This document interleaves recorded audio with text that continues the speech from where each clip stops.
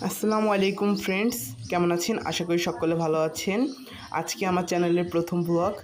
আজকে আমি শুরু করছি এই সুন্দর দুটি ফুল গাছ দিয়ে। একটি হচ্ছে পদ্ম ফুলের গাছ এবং একটি হচ্ছে অপরাজিতা ফুলের গাছ অথবা নীলকণ্ঠ ফুলের গাছ। আজকে আমি দেখাবো কিভাবে চন্দ্রমল্লিকার সাকার থেকে পরের বছরের জন্য গাছ তৈরি করব। এটা হচ্ছে মাদার প্ল্যান্ট। এই গাছ থেকে আমি প্রথমে দুটো সাকার কেটে নিচ্ছি। এরপর এই দুটোর গোড়া থেকে আমি যত পাতা আছে সেগুলোকে ফেলে দিচ্ছি, উপরে কয়েকটা পাতাই শুধু রাখবো।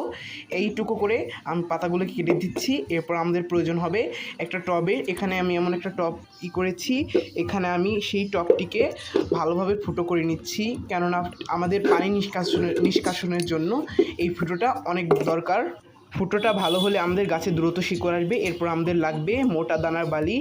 এই মোটা দানার বালির মধ্যে অনেক সময় কঙ্কর থাকে, সেই কঙ্করগুলোকে ভালোভাবে বেছে নিতে হবে। এরপর আমি এটাকে বালি দিয়ে ভর্তি করে নিচ্ছি। এই টবটাকে বালি দিয়ে ভর্তি করা হয়ে গেলে এরপর এর মধ্যে আমি একে একে সাকারগুলোকে বসিয়ে দিচ্ছি। দুটো সাকারই ভালোভাবে বসানো হয়ে গেলে এরপর আমি এর মধ্যে দিয়ে দিচ্ছি পানি। ভালোভাবে পানি দিতে হবে যেন মাটিটা ভালোভাবে ভিজে যায়। এরপর পানি দেওয়া শেষ